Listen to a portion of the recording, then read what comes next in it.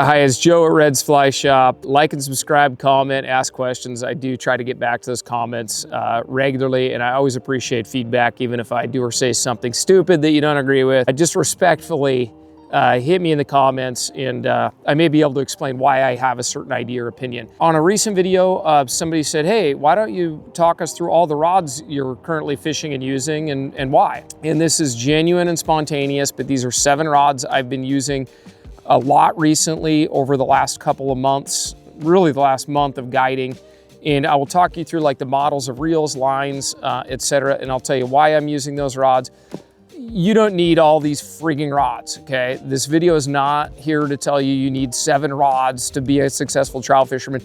You can only cast one at a time, people. But depending on the fishery you're at, we have a very diverse fishery, but depending on your home fishery, you might find that there's a rod that's gonna give you an upper hand or an advantage, and I'll explain what I do with each rod and why I use it. And I'm just gonna go near to far, no particular order, but if I explain something that resonates with you, maybe it will give you an idea or an inspiration to either alter your existing setup, grab a rod out of the garage you haven't used in a while, or maybe make a purchase. The first one I'm going to talk about, I've done tons of rod reviews on this. This is a 10-foot 9-inch 2-weight Thomas & Thomas Contact 2. I use this for my own personal tight line fishing anytime I'm running anything less than a jig streamer. If I'm sliding nymphs across the bottom, I'm running my Thomas & Thomas. I have not found a tight line rod that rivals this. The Sage ESN reel has been absolutely flawless and bulletproof. Doesn't make any weird ass noises. It's been super steady. I run the biggest weight in this reel, and it balances it just slightly tip up. That's about where I want my Euro reels to balance, is right there. So I want more weight in the reel. I'm running the Rio Technical mono line on that. And this, I've fished this line for a couple years now, and that's still the original line that's on there. I love the fighting butt on this rod. I run micro leaders, 6X tippet a lot. I've really become a believer in lighter tippet, and the 2-weight handles little flies and light tippet unbelievably well.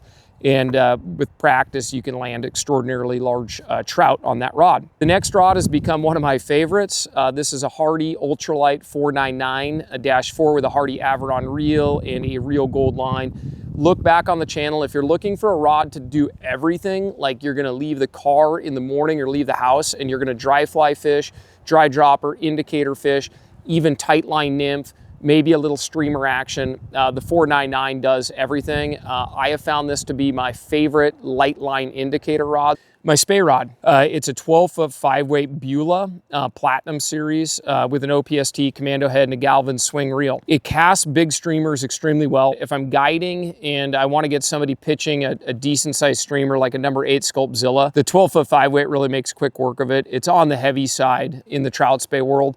I'll actually use it for small summer run steelhead as well, but it makes really quick work of big streamers for a neophyte level caster. Okay, now to the rod that probably has more playing time in my guide boat than any other rod this year, and that's the 10-foot 4-weight Air Reach. Right now I've got a sinking poly leader on this, but I've been swinging and stripping small streamers on this 10-foot 4-weight. And the 10-foot 4-weight, the more I fished it, the more I like this rod for just a multi-purpose trout rod. It'll throw dry flies well. I think that the Hardy 499 4-weight, which would be like a direct competitor to this rod, probably handles small dry flies better. But this rod handles sink tips and streamers really well. It really is a Montana-style rod, capable of pitching bigger flies in the wind. But that rod's gotten a lot of playing time, and I'm running a Rio Elite Gold XP 5-weight line on that.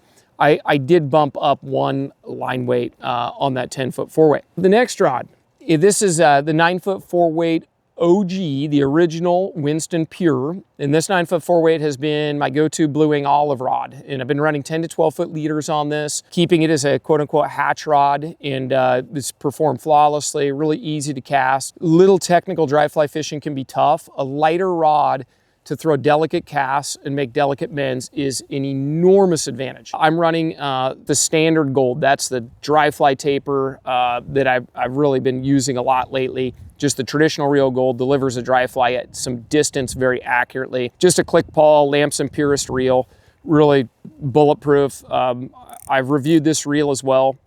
The thing about a click pawl, it doesn't have a drag system, but it's never too tight and it's never really too loose. And that is the advantage of the click pawl. It's just always there and you don't really have to worry about your drag setting being off. Let me grab this guy. So this rod I really, really like. There's one modification I would make to this rod if I could. This is a Beulah Platinum Series 10-foot 8-inch 3-weight. I've got a jig streamer rig on here. This is the dedicated Euro rod that I like best for jig streamer fishing. I fish the TFO Elevare 11-foot 4-weight, and I think that's a pretty good mid-price point rod for jig streamer fishing. But I still prefer the Beulah Platinum. I like the action, really quick hook sets. When it comes to fishing mono rigs, like Euro style, straight mono, no indicator, and getting hook sets with jig streamers, they do have a little bit bigger hook and it requires a little bit more powerful tip to move those jig streamers from rock to rock. And the hook set does matter. So if I fish jig streamers on my 2-weight, this Thomas & Thomas is way more delicate. I don't get hook set penetration nearly as well as I do with this. So I run my jig streamer on this Beulah most of the time. The change I would make this rod, I would love to see a fighting butt on this rod, the way the TNT has, because I think they're a tremendous rod. And this reel has been really good too. That's the Lamson Guru E. And I'm just running straight slick shooter monofilament on there as kind of my main line. And if you're looking for a good jig streamer rod or a rod that you could physically throw like a Skagit head or a sink tip, that Beulah is just a rocket. It really does a lot of things well. It's not my favorite for dipping number 16 and 18 perdigons and things like that. Now this rod is my #1 big dry fly rod. This is the Winston Air 2 9-foot 5-weight. But I've got a crane fly on here now, and I've been throwing some October caddis, big dry flies on this Air 2 reach. And I'm running Rio Elite Gold XP. But the Air 2, really easy to cast. I actually put it right in my guests' hands if they didn't bring rods and we're gonna throw dry flies or light indicator rigs. The 9-foot 5-weight Air 2 has been just a real staple. Everybody loves fishing that. And this was a new rod for me this year. It didn't come out this year, but I discovered it a little bit later, and it just has a lot of different speeds. It'll make a 10-foot cast, it'll make a 50-foot cast or more. It'll do whatever you want. And then I've got my Able Via reel on there, pretty brown trout reel. That was a gift. I did not buy that, but the Via's held up great. No issues there. But that's kind of currently my go-to dry fly rod. I have lots of other rods. There are lots of other great models. I'm not saying any of these are the best. This is just how I have them set up. Now on to the ultimate question.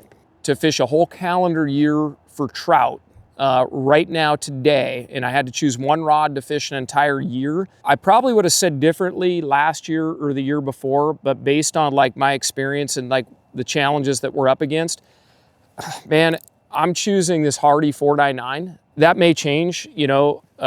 The 10-foot 4-weight Air 2 reach is also super good. You know, when you're throwing a multiple fly rig or an indicator or a sink tip or long leaders, hopper droppers, like a 10-footer is pretty nice. And I'm coming at this from somebody who my overwhelming preference is to fish on foot, like most of you probably watching the video here. A little longer rod is great.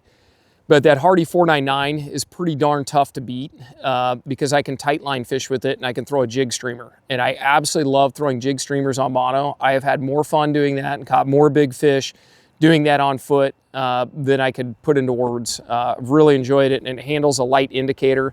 My preference for indicators is yarn in New Zealand. I like delicate. I got into fly fishing because I like very delicate, finesse-oriented fishing. And then Hardy Ultralight does a great job, but it also throws really great loops. I mean, it throws darts with the dry fly.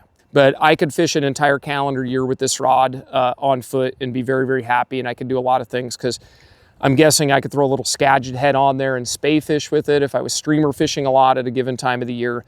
But it mends, it feeds line, it roll casts, it does everything extremely well. And it also protects extremely light tippet. I've caught some tremendous fish on 5X with little nymphs on this Hardy. So I think as far as like just a multi-purpose rod that will do a little bit of everything, that Hardy is, it should be in discussion, you know, for anybody looking for kind of a do-everything style rod. But like I said, those are just what I happen to be fishing right now, what I have actively rigged up. And there are lots of other brands that I love testing. Concluding thoughts about fly rods and fly rod selections are, if you're looking for like outright performance advantages in rods, all of the high-end rods are going to perform at a very equal level, whether it's a TNT, Avant 2, an Air 2, a Sage R8, you know, any of the R8 rods. They're all going to perform extremely well. If you have a brand that's like really, that has done you right, has been loyal to you, maybe they've sponsored an event, a conservation-oriented event that was near and dear to your heart, like support that brand. We sell a ton of different brands. And they're all great brands. They all provide really good service. Like I said, if you have brand loyalty, like stick within brand loyalty. If they build a rod that is going to suit your needs, desires, and purposes, I think that's a really great starting point for somebody when they're choosing a fly rod. Obviously, budget is a big deal. Most of these rods are pretty top end, but whether that's Echo or Redington, or like Beulah makes a guide series rod that's also very good. Everybody's making really good fly rods, but if you have some brand loyalty, or maybe you like the finish, the grip, there are lots of little intangibles that not everybody is gonna choose the same product. So those are just my rigs, my setup. I hope there were maybe a few key points that you learned something here today. And at Reds, we just genuinely want you to have a great fly fishing experience. So hopefully this was helpful, and one of these rods, you know, speaks to you and your style, fisheries, or preference.